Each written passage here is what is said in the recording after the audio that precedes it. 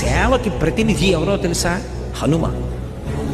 తన జీవితం మొత్తం మీద ఇప్పటికీ ఉన్నారు. ఎందుకనంటే చిరంజీవి శృంగగిరి పీఠాధిపత్యం వహించిన చంద్రశేఖర భారతీ స్వామి వారు సుందరకాండ చదువుతుంటే ఓ కుర్చీ వేసి దాని మీద పట్టుబట్ట వేసి పెట్టేవారు. నేను మీకు పరమ సత్యం చెప్తున్నాను, ఇప్పటికీ వస్తారు స్వామి హనుమ.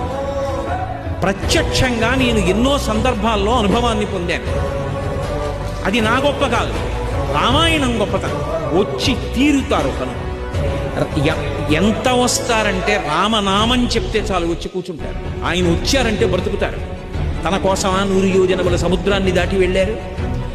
తన కోసమా, తన కీర్తి కోసమా? పరులకు ఉపకారం చెయ్యడం తప్ప తన జీవితంలో తన కోసము అని తానొక పని చేసుకున్నారు హనుమ అని ఆయన జీవితం మొత్తం మీద నాకు చూపించండి. జీవితం మొత్తం మీద తన కొరకు అన్నది